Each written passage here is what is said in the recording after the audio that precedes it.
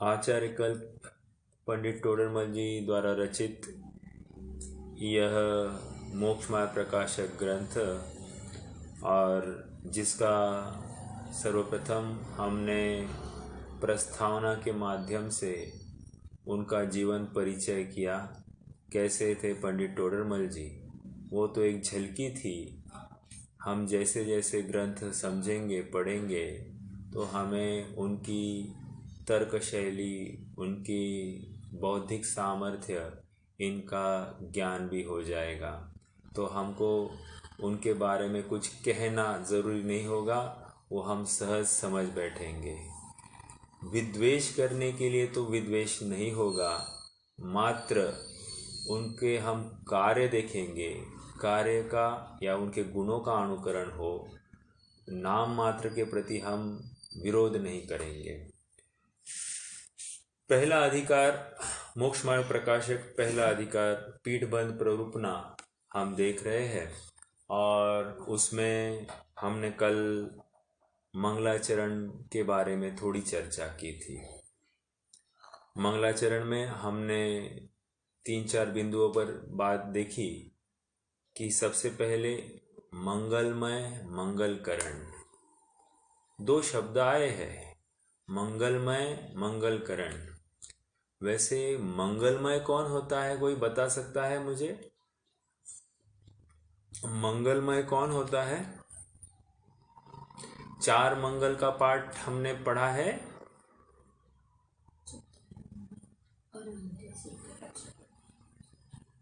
बोलिए कोई।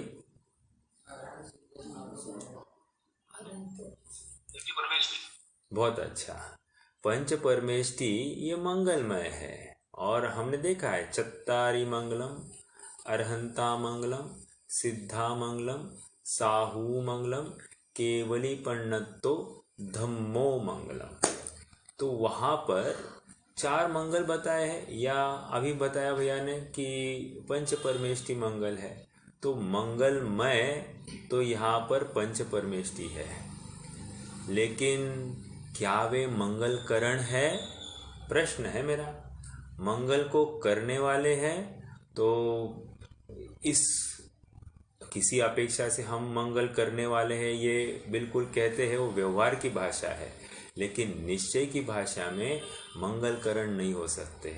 तो यहाँ पर पंडित जी साहब कह रहे भले ही वो मंगलमय होंगे, लेकिन मंगलकरण तो वितराग विज्ञानमय मेरा शुद्धात्मा है। याद रखना, यहाँ पर वितराग विज्ञान वो केवल ज्ञान की पर्याय को वितराग विज्ञान नहीं कह रहे हैं। यहाँ पर वितराग विज्ञान में वो जो उस वितराग विज्ञानता को धारण करता है, जो धर्मी है, उस धर्मी को यहाँ पर वितराग विज्ञान कहा जा रहा है। निष्कर्ष ये हो रहा है कि वितराग विज्ञान ये 2 प्रकार से होते हैं, एक स्वभाववाची और एक पर्यायवाची। फिर से कहता हूँ, वितराग विज्ञान इसका निरूपण 2 प्रकार से किया जा सकता है, एक स्वभाववाची वितराग विज्ञान और एक पर्यायवाची वितराग विज्ञान। पर्यायवाची जो वितराग विज्ञान होता है उसके अनेक प्रकार हो सकते हैं, जैसे 4थे गुणस्थान वाला वितराग विज्ञान, 5वें गुणस्थान वाला वितराग विज्ञान, 6ठे 7वें गुणस्थान वाला वितराग विज्ञान और 12वें 11वें 12वें गुणस्थान वाला वितराग विज्ञान और 13वें 14वें गुणस्थान वाला वितराग विज्ञान। तो ऐसे हमें अनेक स्टेजेस या अनेक पर्याय हमको वितराग विज्ञान वाली दिखाई देती है। लेकिन जब स्वभाव वितराग विज्ञान कहेंगे तो वो अपना शुद्धात्मा है, भगवान का नहीं। हमारा शुद्धात्मा हमारे लिए वितराग विज्ञान है और उसके आश्रय से वो पूज्यपना, वो मंगलमयपना अपने आप प्रकट हो जाता है। ये उस पूज्यता के जनक है, अर्थात उस पूज्य अवस्था का जनक ये स्वभाव वितराग विज्ञान या स्वाभाविक वितराग विज्ञान। समझ में आया तर्क? ये महत्वपूर्ण बिंदु। वितराग विज्ञान का अर्थ यहाँ पर पर्यायार्थिक नहीं लेना या स्वभावार्थिक लेना। समझ में आया? महत्वपूर्ण बात। चलिए, दूसरी बात, यहाँ पर नमन किया है, नमस्कार किया है। ठीक है, किसको? उस शुद्धात्मा को, उस त्रिकाली ध्रुव को, जिसके आश्रय से ये महत मंगलमय ऐसे पद की प्राप्ति हो जाती है। दूसरे छंद में करी मंगल कई हो महा, ग्रंथकरण को काज। इसके हम आज 3 अर्थ देखेंगे। कल एक अर्थ देखा था क्या, कि मैं महान ग्रंथ का कार्य कर रहा हूँ, महान ग्रंथ बनाने जा रहा हूँ, ऐसा एक बात हमने देखी थी। दूसरा एक अर्थ करते हैं, मैं महामंगल करने वाला है। क्या कहा? ये महा को ग्रंथ के साथ नहीं जोड़ना, महा को मंगल के साथ जोड़िए। तो अब क्या हो गया कि ये महामंगलकारी है। कौन? ये जो ग्रंथ जो है ये महामंगलकारी है। इस प्रकार का अर्थ भी हो सकता है। और एक तीसरा अर्थ, पहला अर्थ महान, दूसरा ग्रंथ महान होगा। ओके, पहला ग्रंथ महान होगा ऐसा कह रहे हैं। दूसरा, ये ग्रंथ के माध्यम से महान ऐसा मंगलमय पना होगा। ठीक है, ये 2 बात कह रहे हैं। अब तीसरा अर्थ कह रहे महा। महा मतलब बहुत बड़ा, महा मतलब बहुत बड़ा। एग्जाम्पल देता हूं मैं, तो आपको उसका अनुमान आएगा। जैसे हम प्रस्तावना में भी देख सकते हैं, या ये टोटल ग्रंथ में कितने पेजेस है, वैसे आप मुझे कोई बता सकता है? ग्रंथ में पेजेस कितने हैं? कल देखा था हमने 339, मतलब मूल मोक्षमाया प्रकाशक ग्रंथ 339। उसके बाद में परिशिष्ट में आदि अनेक रहस्यपूर्ण चिट्ठी आ गई, या फिर उपादान निमित्त चिट्ठी आ गई, ये अलग अलग बात है। लेकिन मूल पंडित जी साहब द्वारा लिखा गया ग्रंथ 339 पेज प्रमाण, ये अपने पास जो कॉपी है। तो कह रहे ये 339 पेज में 9 अधिकार है। 9वां अधिकार तो पूर्ण हुआ ही नहीं, 8 अधिकार पाए जा रहे जो पूर्ण है।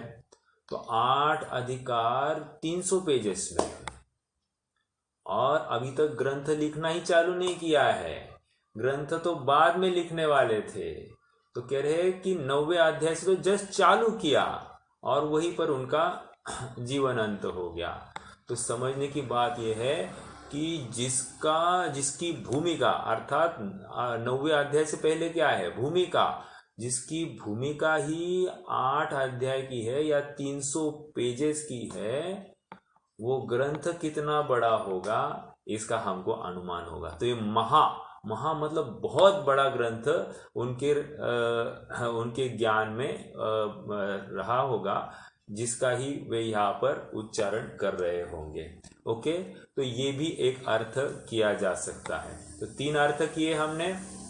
पहला अर्थ महान ग्रंथ होगा एक, दूसरा महान ऐसा मंगलमय पना होगा 2, और तीसरा महा मतलब बहुत बड़ा विशालकाय ऐसा ग्रंथ होगा। ये तीसरा अर्थ भी यहाँ पर लागू हो रहा है।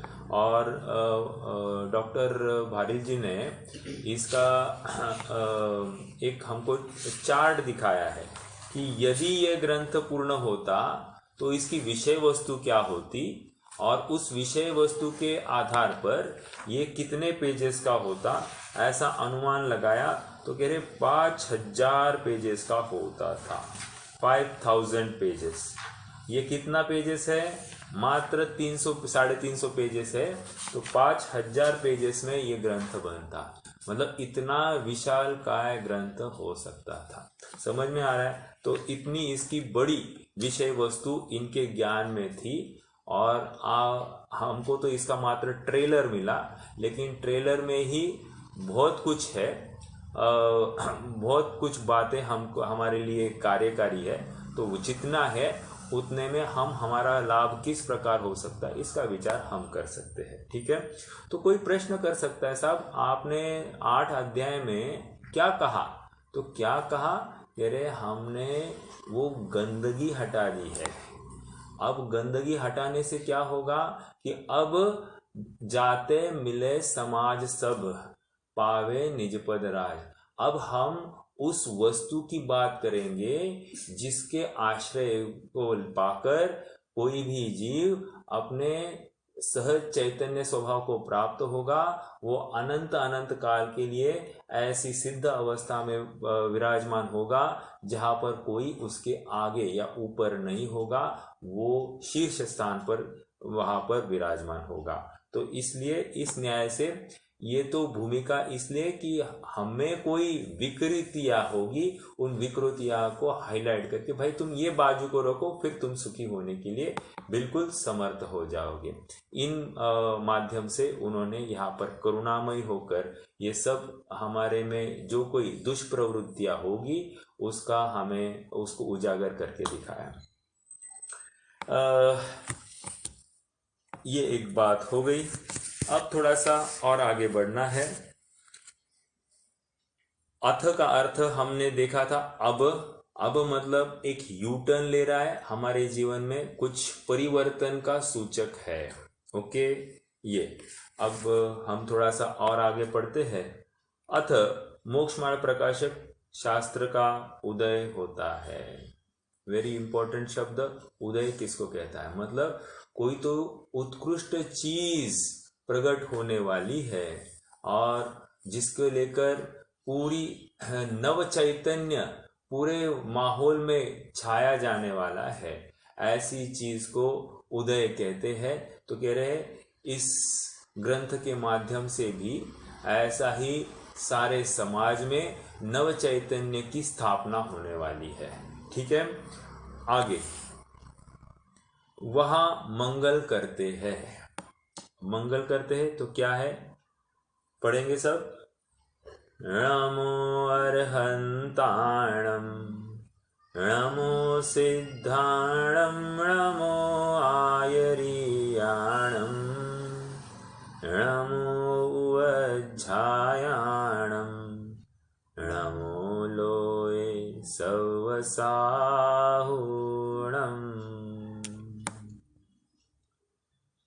यहाँ और एक मंगल किया, समझ में आ रहा है क्या? पहले तो एक मंगल और दूसरा यहाँ पर एक मंगल। क्या प्रयोजन होगा दो दो मंगल करने का? तो थोड़ा सा विचार करते हैं। धौला में दो प्रकार के मंगल बताए हैं। कितने प्रकार के? दो प्रकार के। वैसे 6 भी बताए, उसकी बात नहीं करेंगे अपन, पहले तो दो की बात करते हैं। एक होता है निबद्ध मंगलाचरण और दूसरा होता है अनिबद्ध मंगलाचरण। कौन से दो? निबद्ध मंगलाचरण, अनिबद्ध मंगलाचरण। नाउ व्हाट इज निबद्ध मंगलाचरण? तो कह रहे हैं कि हम स्वयं निर्मित या स्वयं अपने ज्ञान के आधार से हम कोई एक वितरागता को स्मरण करते हुए या उसको याद करते हुए उनको नमस्कार करें, उसको कहेंगे निबद्ध मंगलाचरण। मतलब हमारे स्वयं के सामर्थ्य के अनुसार हम लिखते हैं। ओके, तो उसको कहेंगे निबद्ध मंगलाचरण। और दूसरा होता है अनिबद्ध मंगलाचरण।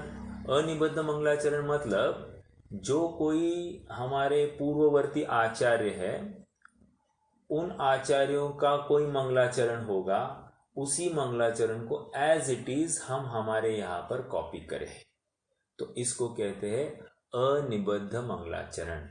ओके, तो इस न्याय से मोक्ष मार्ग प्रकाशक का सबसे पहले पंडित साहब ने तो एक निबद्ध मंगलाचरण किया, स्वयं की अपनी रचना करके वहां पर वीतराग विज्ञान को नमस्कार किया। और दूसरा उन्होंने धौला में जो मंगलाचरण लिखा गया है उस मंगलाचरण को भी यहाँ पर वैसे के वैसे अनुकरण करके कॉपी करके लिख दिया। तो ये अनिबद्ध मंगलाचरण। वैसे आपके ज्ञान के लिए बताओ कि अनिबद्ध मंगलाचरण भी 3 प्रकार के होते। कितने? 3 प्रकार के। पहले तो हमने मंगलाचरण देखे, निबद्ध मंगलाचरण, अनिबद्ध मंगलाचरण। तो निबद्ध मंगलाचरण में उन्होंने डायरेक्टली स्वयं की अपनी रचना की अक्षर आदि सब लिखे तो वो निबद्ध मंगलाचरण हो गया। और दूसरा णमोकार मंत्र को लिखा, ये अनिबद्ध मंगलाचरण हो गया। ओके, अर्थात किसी आचार्य परंपरा का वहां के वहां वैसे कॉपी पेस्ट किया। अब आगे क्या कर रहे हैं, हाँ, अपन और चर्चा कर रहे हैं। ये अनिबद्ध मंगलाचरण जो दूसरा बताया वो 3 प्रकार का बताया गया है। जैसे पहला तो जैसे का वैसा कॉपी करना, एक। दूसरा, कुछ नहीं, आप एक शुद्धोपयोग करो और चालू कर दो, तो शुद्धोपयोग भी एक अनिबद्ध मंगलाचरण है, ये दूसरा। ओके, और तीसरा जो लिखित नहीं करना, मौखिक रूप से बोलना, उसको भी अनिबद्ध मंगलाचरण है। अर्थात पूर्व में कोई रचना होगी, उसको मौखिक रूप से बोलना, वो भी अनिबद्ध मंगलाचरण। ओके, तो ये तीन प्रकार से अनिबद्ध मंगलाचरण होता है। तो ये थोड़ी सी जानकारी आपके लिए भी बताई। ओके, अब और थोड़ा सा विचार करना। देखो, शुद्धोपयोग यानी क्या? शुद्धोपयोग, शुद्धोपयोग यानी क्या? शुद्धोपयोग मतलब अपने स्वरूप का एक बार एक अनुभव करना, अर्थात आप उसको सामायिक कहो या निर्विकल्प स्वरूप की अनुभूति, उसको अपन यहाँ पर शुद्धोपयोग कह रहे हैं। निर्विकल्प स्वरूप की अनुभूति मतलब वहाँ पर राग द्वेष से रहित ऐसे अपने स्वरूप को ध्याना, वो हो गई एक शुद्धोपयोग। ओके, मतलब इन शॉर्ट ये आत्मानुभव करके ही होती है, सीधी सीधी बात। आगे बढ़ते हैं। 2 बातें करेंगे फिर से, वीतराग विज्ञानता और पंच परमेष्टि। क्या क्या कहा? वीतराग विज्ञानता और पंच परमेष्टि। निबद्ध मंगलाचरण में वीतराग विज्ञानता को याद किया और अनिबद्ध मंगलाचरण में पंच परमेष्टि को याद किया। वीतराग विज्ञानता और कुछ नहीं, धर्म है, और पंच परमेष्टि और कुछ नहीं, धर्मात्मा है। ओके, अब मेरा प्रश्न है, मैं प्रश्न तो तत्वार सूत्र की टीका के आधार से ही कर रहा हूं कि धर्म और धर्मात्मा में क्या फर्क है? धर्म और धर्मात्मा दोनों में क्या फर्क है? जो धर्म को अंगीकार करते वो धर्म, मतलब क्या फर्क? स्वभाव है और एक पर्याय, स्वभाव है और एक पर्याय है। ठीक है, आपने सही जवाब दिए, लेकिन वहाँ पर जो प्रश्न किया है उसका समाधान इस प्रकार दिया है कि आपका प्रश्न ही गलत है। क्यों? कह रहे हैं न धर्मो धार्मिक है बिना, धर्म जहाँ पर धर्म है वो धर्मी के आश्रय के बिना नहीं हो सकता। एक कहने की बात यह है कि द्रव्य और उपर्याय अलग अलग थोड़ी हो सकते हैं, एक ही स्थान पर है। जैसे शक्कर और मिठास एक ही स्थान पर है, धर्म और धर्मी एक ही स्थान पर है, तो उनमें अंतर नहीं है। फिर भी जब हम धर्म कहते हैं तो धर्मी के आश्रय से ही वो पाया जाता है। ठीक है, तो ये एक बात और विचारणीय है कि पहले वीतराग विज्ञानता में धर्म को याद किया और पंच परमेष्टि के माध्यम से धर्मात्मा को याद किया। ये इनकी विशेष वहाँ पर उनके प्रति की आस्था झलकाती है। थोड़ा और आगे बढ़ना है। आपके जानकारी के लिए और एक बात बता दूं कि ये जो मंगलाचरण है, ये मंगलाचरण 6 पेजेस में है। कितने? 6 पेजेस। इस न्याय से ये सबसे बड़ा मंगलाचरण कहा जाएगा। इतना बड़ा मंगलाचरण हमको अन्य किसी ग्रंथों में नहीं दिखाई देता है, अन्य शास्त्रों में नहीं दिखाई देता है। क्या प्रयोजन है वो भी समझेंगे, लेकिन सचमुच आपको इसका विश्वास करना है। तो चलिए पेज नंबर 6 पर देखो, बीचों बीच इस प्रकार अपने इष्टों का सम्मान करके मंगल किया है। अपने इष्टों का सम्मान करके मंगल किया है, अर्थात अब तक क्या चल रहा था सर? तो आज अब तक कह रहे हैं मंगलाचरण चल रहा था। 6 पन्नों में इन्होंने मंगलाचरण किया, दिखा बीच में। तो वहां पर इष्टों को नमस्कार करके मंगल किया, मंगल मतलब मंगलाचरण हुआ। ओके आगे बढ़ना है अब, आइए अब पीछे। यह प्राकृत भाषा में नमस्कार मंत्र है, सो महामंगल स्वरूप है, तथा इसका संस्कृत ऐसा होता है। अब ये संस्कृत में भी उसका पाठ करेंगे। नमो अर्हद्भ्य, नमः सिद्धेभ्य, नमः आचार्येभ्य, नमः उपाध्यायेभ्य, नमो लोके सर्वसाधुभ्य। तथा इसका अर्थ ऐसा है, नमस्कार अरहंतों को, नमस्कार सिद्धों को, नमस्कार आचार्यों को, नमस्कार उपाध्यायों को, नमस्कार लोक में समस्त साधुओं को। इस प्रकार इसमें नमस्कार किया, इसलिए इसका नाम नमस्कार मंत्र। आप नोटिस करोगे, सबसे पहले प्राकृत में कहा, उसके बाद में संस्कृत में कहा, उसके बाद में हिंदी में कहा, अर्थात 3 भाषाओं में कहा। क्या प्रयोजन होगा? तो कह रहे हैं कि जन जन को समझ में आए, उस अपेक्षा से सरल। जैसे जैसे श्रोता की क्षमता कम होते जाती है, वैसे वैसे उनकी भाषा में समझाने का यत्न वक्ता को आ जाता है, वो राग आता ही आता है। तो ये जन सामान्य की बात चल रही है, उनको भी समझ में आ जाए, उनके हित की बात है, ऐसा यहाँ पर इस मंगलाचरण से हमको समझ में आ रहा है। ठीक है, तो यहाँ पर नमस्कार मंत्र की बात आ गई। लेकिन एक प्रश्न खड़ा हो रहा है, नमोकार मंत्र कहने में क्या फायदा होगा? तो कह रहे हैं कि पंडित साहब को यहाँ पर लग रहा है कि मात्र मंगलाचरण करके काम नहीं होता है। हालांकि आपकी जानकारी के लिए बताओ कि धौला में 6 प्रकार के मंगल बताए हैं। वे पहले 2 बताए, निबद्ध अनिबद्ध, ये तो मंगलाचरण की बात है। अब यहाँ पर मंगल की बात है।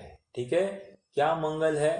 तो कह रहे हैं द्रव्य मंगल, क्षेत्र मंगल, काल मंगल, भाव मंगल, नाम मंगल और स्थापना मंगल। कितने? 6।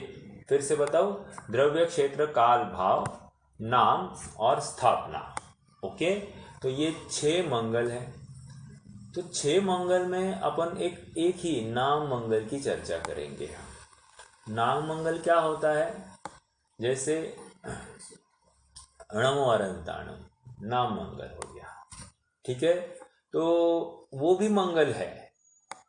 तो प्रश्नकर्ता ने प्रश्न किया, साहब नाम मंगल कैसे मंगलकारी होगा? नाम में तो कुछ भी हमको समझ में नहीं आता है मंगल पने का कारण। तो वहाँ उदाहरण दिया। अपन तो अभी वर्तमान का उदाहरण देते हैं। जैसे कोई एक आदमी सो रहा है और उसको धीरे से कहा जाए, भाई उठो, पीएम मोदी तुम्हारे घर पर आ गए हैं। तो जैसे ही वो ये शब्द सुनता है, नाम सुनता है, तो नाम के साथ स्वरूप का भी भावभाषण हो जाता है और झटके में एकदम से नींद से सजग हो जाता है। समझ में आया? तो नाम भी किसी अपेक्षा से मंगल हो जाता है, क्योंकि नाम के साथ उसका स्वरूप छुपा होता है। ओके, इतनी बात मैंने क्यों कही? इतनी बात इसलिए कही क्योंकि यहाँ पर अब आज पंडित साहब अब ये पंच परमेष्टि का स्वरूप बताने वाले हैं, क्योंकि वे निश्चित रूप से जानते हैं यद्यपि ये नाम तो दिन भर रटता रहता है, लेकिन वे किस प्रकार मंगलमयी है या किस प्रकार मंगलमय हो गए हैं उसका इसे अभी तक ज्ञान नहीं है, यथार्थ ज्ञान नहीं है। इसीलिए वे अब यहाँ पर पंच परमेष्टि का स्वरूप बताने वाले हैं। ठीक है, तो अपन थोड़ा सा और आगे बढ़ेंगे, पढ़ते हैं आगे। अब यहाँ जिनको नमस्कार किया उनके स्वरूप का चिंतन करते हैं। अगली पेज पर आ जाइए। अरहंतों का स्वरूप अपन थोड़ा सा कंपैरेटिवली भी जाएंगे, अर्थात अरहंतों का स्वरूप और सिद्धों का स्वरूप, और चाहो तो आचार्य उपाध्याय साधु का स्वरूप, इनको भी हम थोड़ा सा मैप करते समीक्षात्मक दृष्टि से देखते जाएंगे। यहाँ पर उन्होंने क्या कहा, सिद्धों के स्वरूप में क्या कहा, और उसी एट द सेम टाइम आचार्यों के स्वरूप में क्या कहा, ऐसा हम थोड़ा सा तुलनात्मक अभ्यास करते जाएंगे तो उसके पीछे का साइंस भी हमको समझ में आ जाएगा। अब देखिए, अगर हम बालबोध की परिभाषा को देखते हैं, बालबोध भाग 3 में पंच परमेष्टि पाठ है, तो वहाँ पर यदि हम परिभाषा को देखते हैं तो वहाँ पर परिभाषा क्या है, अरहंतों की परिभाषा क्या है, या किसी भी ग्रंथ में अरहंतों की परिभाषा क्या आती है। तो बोलिए भैया। जिसने 4 घातीय कर्मों का क्षय किया है, जो 18 दोष से रहित है, और जिन्होंने 46 गुणों को धारण किया है। हाँ, और अनंत चतुष्टय के धारी है, सीधी सीधी बात। ओके, अनंत चतुष्टय 4 घाती कर्म का नाश और केवल ज्ञान और केवल दर्शन से युक्त ऐसा जीव है। और जो आगे और थोड़ा बोलना है तो जो सर्वलोकालोक को जानते हैं, 3 लोक 3 काल के सर्व पदार्थों का युगपत जिनको जानकारी होती है, ऐसे अरहंत होते हैं। ओके, अभी प्रश्न ये है कि ये इतनी बात कहकर हमको अरहंत का स्वरूप ही नहीं समझ में आया, अर्थात वो क्या कर रहे हैं ये तो समझ में आया, लेकिन यहां से वहां तक कैसे पहुंचे ये समझ में नहीं आया। और पंडित साहब इस बात को अच्छे से समझ रहे थे, इसीलिए उन्होंने अरहंत की परिभाषा ही अलग प्रकार से रख दी है। कैसे रखी है हम थोड़ा सा पढ़ते हैं। ओके, वहां प्रथम अरहंतों के स्वरूप का विचार करते हैं, जो गृहस्थपना त्याग कर मुनि धर्म अंगीकार करके निज स्वभाव साधन द्वारा 4 घातिया कर्मों का क्षय करके। 4 बातें, रुकेंगे यहां पर। देखो फिर से क्या कह रहे हैं। सबसे पहले तो क्या कह रहे, अरहंतों के स्वरूप का विचार करते हैं। अब थोड़ा सिद्धों के स्वरूप को देखिए, नीचे क्या कह रहे, अब सिद्धों का स्वरूप ध्याते हैं। ऊपर अरहंतों का क्या कर रहे हैं, विचार करते हैं। सिद्धों का क्या करेंगे, ध्याते हैं। थोड़ा सा फर्क है, समझ में आया। आगे यहां पर देखो, जो गृहस्थपना त्याग कर, नीचे देखिए, जो गृहस्थ अवस्था को त्याग कर, थोड़ा सा चेंज है, थोड़ा सा चेंज है, लेकिन थोड़े से चेंज के पीछे कितना बड़ा मनोविज्ञान हो सकता है, हम थोड़ा सा उसका भी अभ्यास करने की कोशिश करेंगे, देखते हैं कितनी सफलता होती है। गृहस्थपना त्याग कर, गृहस्थ अवस्था त्याग कर, मुनि धर्म अंगीकार करके, मुनि धर्म साधन द्वारा, ठीक है, निज स्वभाव साधन द्वारा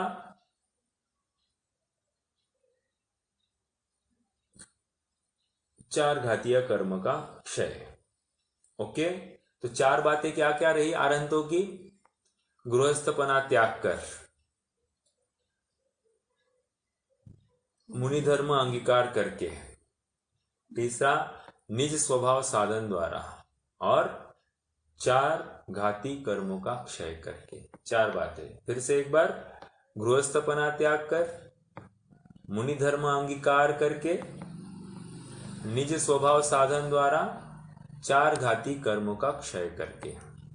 ये 4 बातों के माध्यम से इन्होंने अरहंतों को डिफाइन किया है।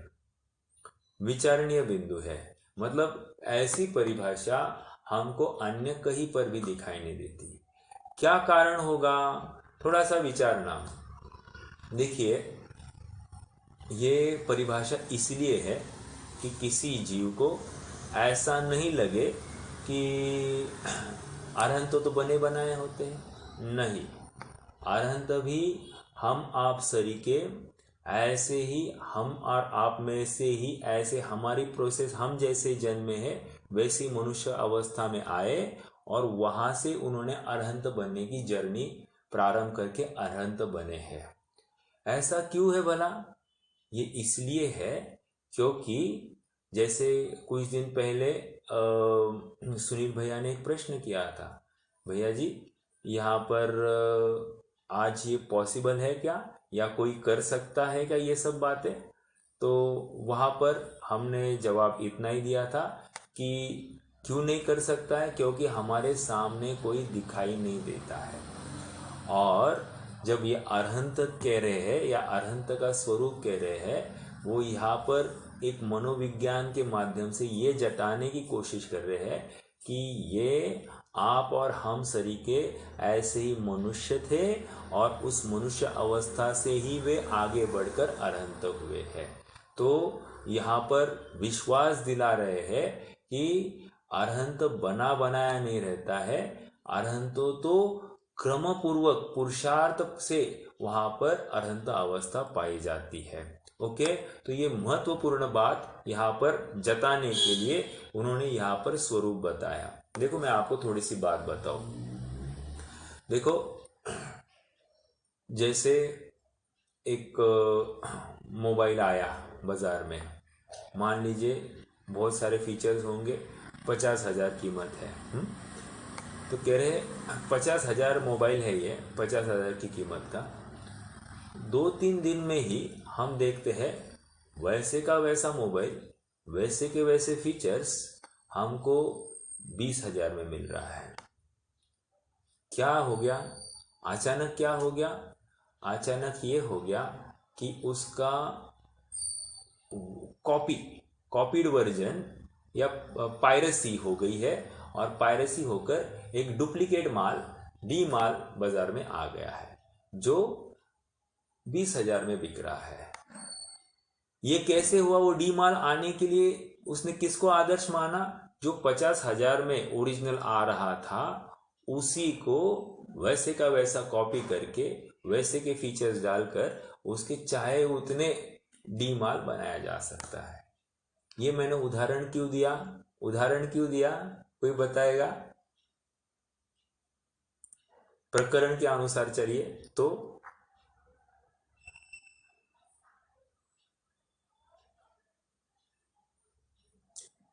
उदाहरण इसलिए दिया है कि जैसे अरहंत को देखा, उनका अरहंत बनने की प्रोसेस देखी, तो वैसे ही हम भी अरहंत बन सकते हैं, इसका विश्वास हो गया।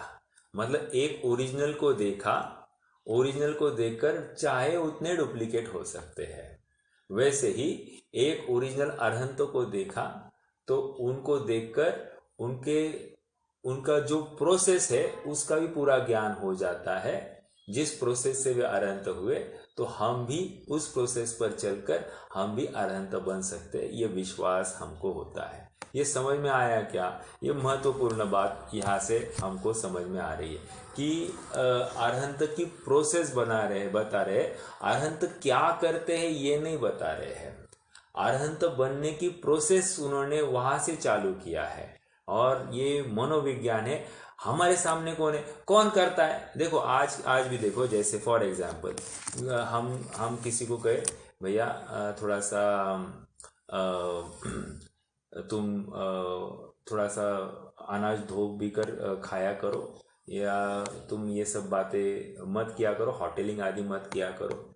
तो जवाब क्या आता है? आप कौन से ज़माने में हैं? आप ये सब बातें छोड़ दो। कौन करता है हमको बताओ। कौन करता है मतलब क्या? वो सब यहाँ पर आदर्श ढूंढते हैं, अर्थात एक कोई ना कोई दिखाओ तो हम उसका अनुकरण करें, लेकिन आदर्श ही सामने नहीं होगा तो कार्य नहीं बनता है। तो ऐसा ही यहाँ पर एक मनोविज्ञान है, और उस मनोविज्ञान के तहत पंडित साहब ने ये बात रखी। क्या बात रखी? कि जो गृहस्थपना त्याग कर। ओके, अब इस बिंदु के ऊपर थोड़ी चर्चा करेंगे। व्हाट इज गृहस्थपना, ये अपन चर्चा करेंगे पहले। उसके लिए आप थोड़ा सा पहले पॉइंट पर क्या विचार और ध्याया है, इनमें अपन ने फर्क देखा। क्यों? सिद्ध तो दिखाई नहीं देते, तो उनका स्वरूप ध्याना ही पड़ेगा। लेकिन अरहंत हमको प्रत्यक्ष सामने दिखाई दे रहे हैं, तो अरहंत के स्वरूप का विचार हो सकता है, और वे कैसे अरहंत बने उस प्रोसेस का भी विचार हो सकता है। इसलिए उन्होंने वो शब्द यूज किया, विचार करते हैं। ये थोड़ा समझ में आया। आगे अब सेकेंड पॉइंट क्या है? और इसी में विचार में अरहंत यह परिपूर्ण अवस्था नहीं है, इसलिए उसका विचार हो सकता है। लेकिन सिद्ध अवस्था यह परिपूर्ण अवस्था है, इसलिए उसको ध्याया जा सकता है। ओके, ये दो बातें अपन ने पहले पॉइंट के तहत ली। अब एक मिनट, कनेक्शन जा रहा है।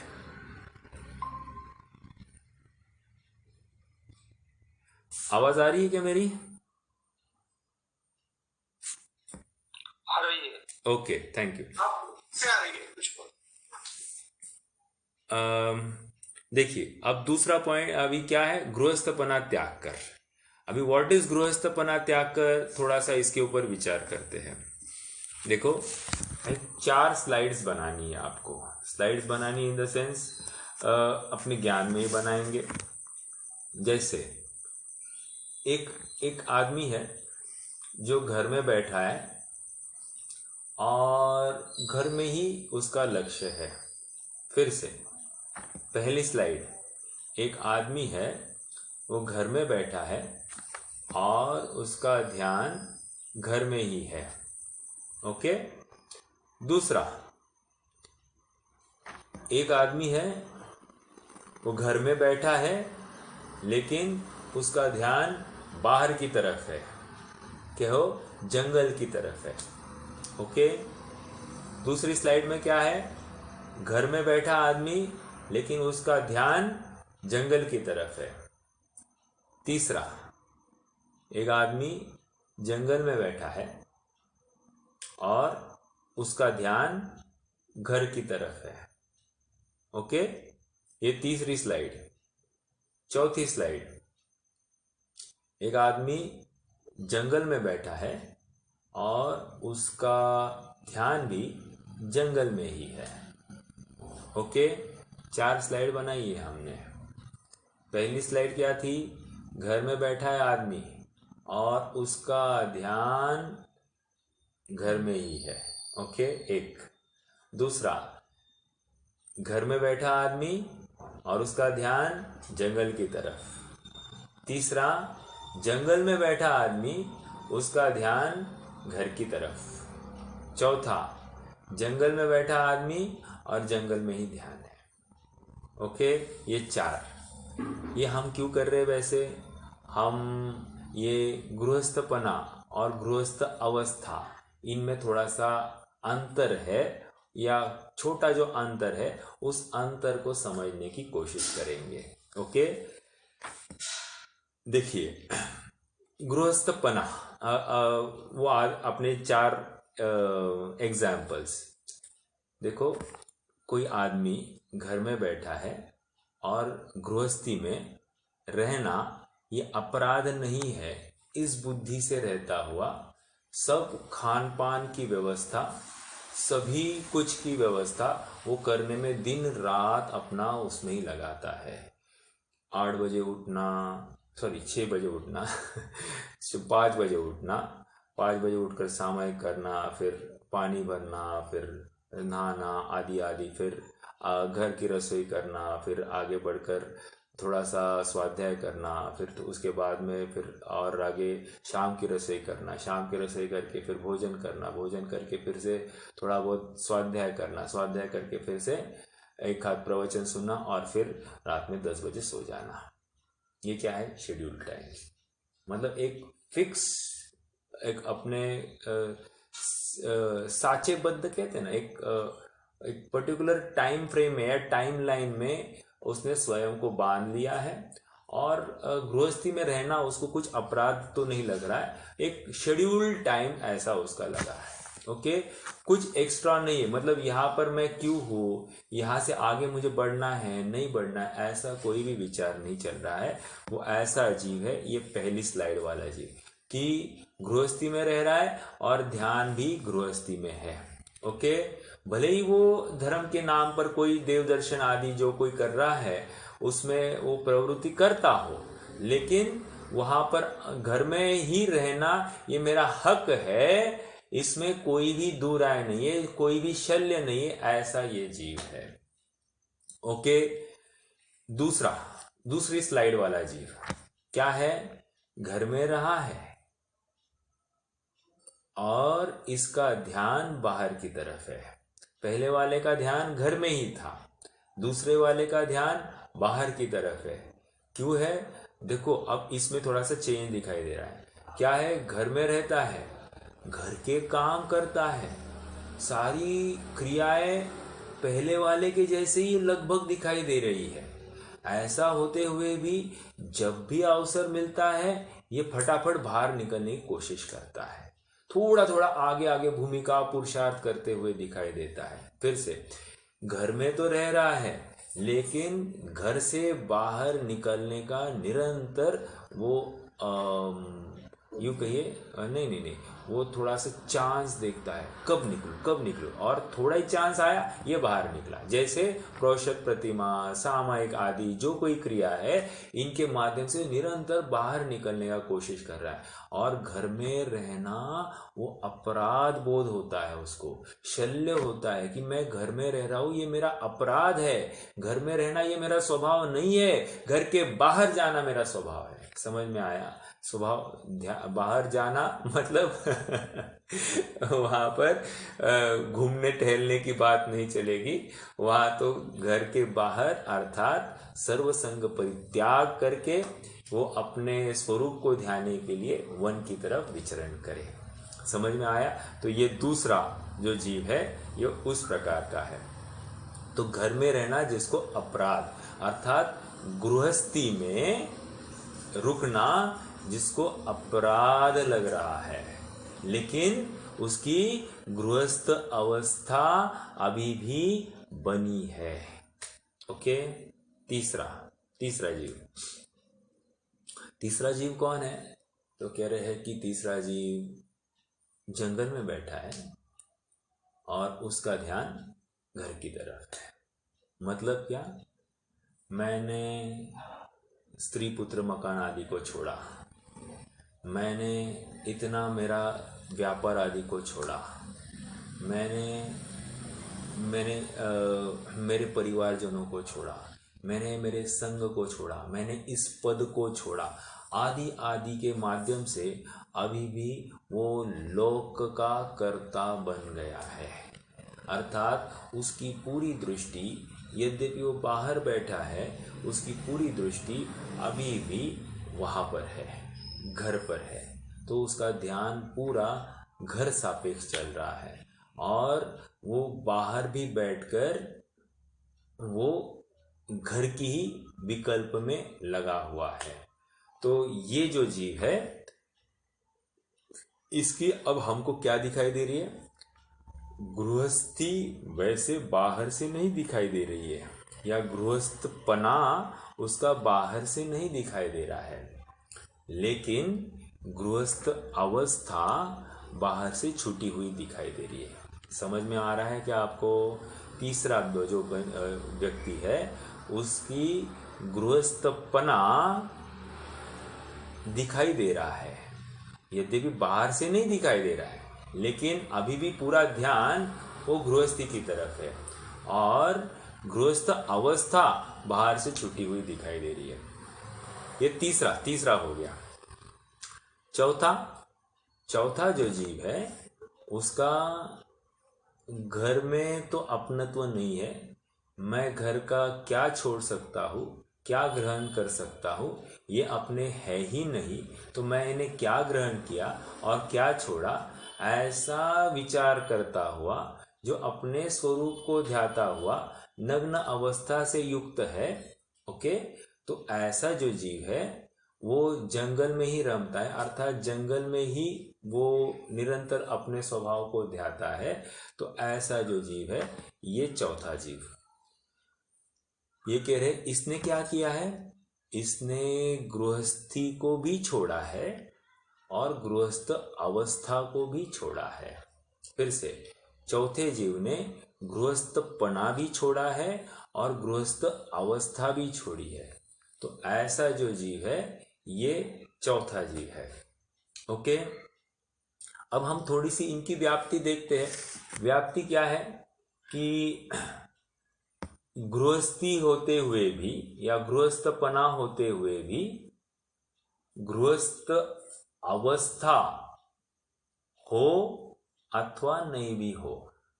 फिर से बोलता हूं, गृहस्थपना होते हुए भी गृहस्थ अवस्था हो अथवा नहीं भी हो। कि ये एग्जाम्पल के कौन से पॉइंट में जाएगा, गृहस्थपना है लेकिन गृहस्थ अवस्था हो सकती भी है और नहीं भी हो सकती है, जैसे पहला पॉइंट और तीसरा पॉइंट। ओके, ये समझ में आया। आगे, गृहस्थपना होते गृहस्थपना नहीं है लेकिन गृहस्थ अवस्था हो सकती है, दूसरा पॉइंट। ओके, और तीसरा, गृहस्थपना भी नहीं है और गृहस्थ अवस्था भी नहीं है। ये चौथा पॉइंट वाला है। ओके, तो ये बिंदु है। तो व्याप्ति हम देख रहे हैं कि गृहस्थपना, और एक पॉइंट लगा सकते हैं अपन, जैसे गृहस्थपना नहीं है लेकिन गृहस्थ अवस्था है। फिर से कौन से पॉइंट पर जाएगी, वो दूसरे पॉइंट पर जाएगी। क्या, गृहस्थपना तो नहीं लेकिन गृहस्थ अवस्था है। ओके, तो ये दूसरा पॉइंट अपन वो जो दूसरी बार बोला वो थोड़ा चेंज करके ले लेना। तो इस प्रकार ये बात है। अब हम अपने इस विषय की तरफ आते हैं।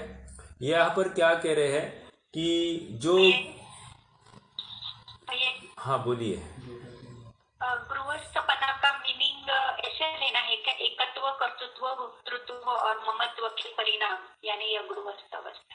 हाँ, पना, हाँ, पना मतलब वहां पर अपनत्व बुद्धि या श्रद्धा जो है उसमें उस हर क्रिया में कर्तृत्व की बुद्धि जहां पर पाई जाती है, मैं इसका करता हूँ ऐसे, या मैं इस शरीर का करता हूँ, मैं इस घर, स्त्री, पुत्र, मकान आदि का करता हूँ, या मैं इस मुनि अवस्था का करता हूँ, ऐसा जहाँ जहाँ पाया जाता है उस मान्यता को गृहस्थपना कह रहे हैं। बिल्कुल ठीक है। तो ये गृहस्थपना। भैया, हाँ बोलिए।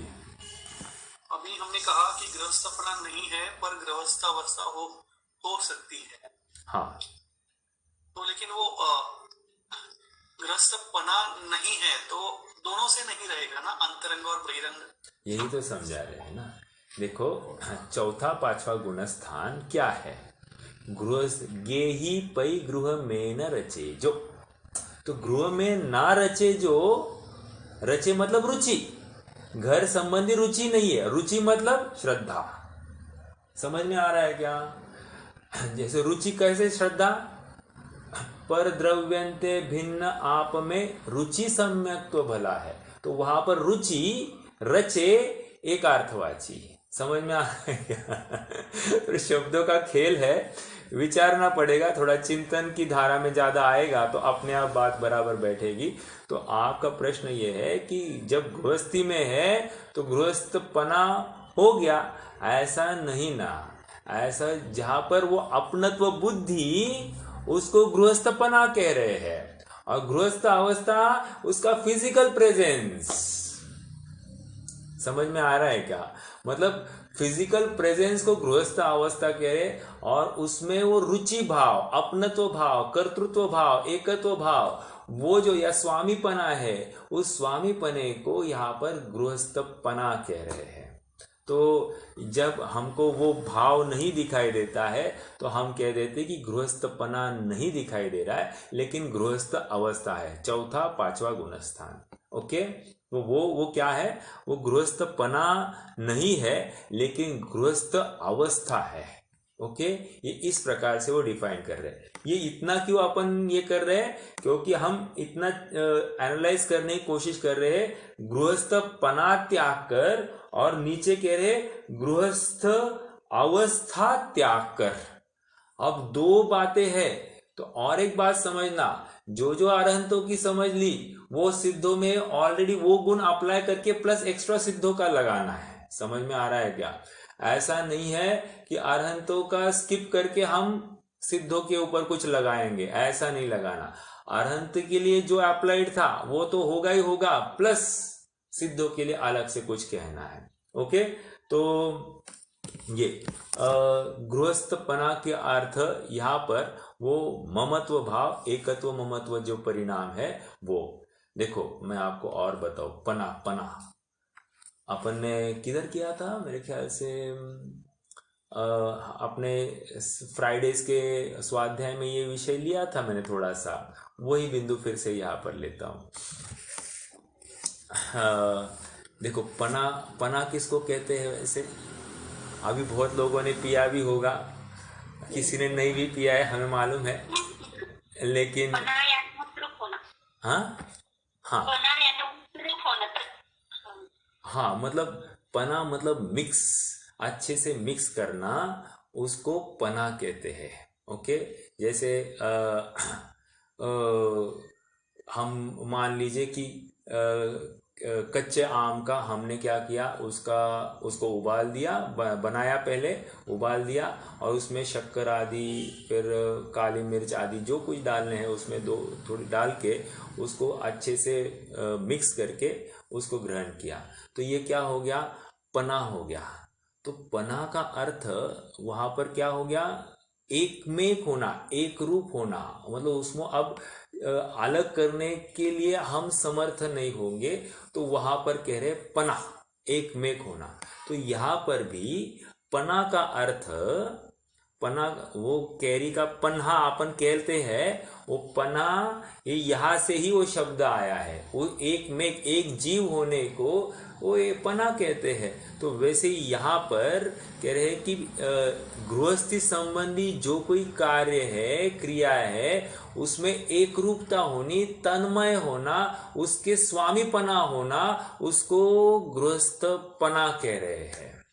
ओके, समझ में आ रहा है क्या? मतलब इसमें तन्मयता की बात है, एक रूपता की बात है, और जहां पर वो होती है उसमें फिर सहज ही अपनत्व बुद्धि आ ही जाती है।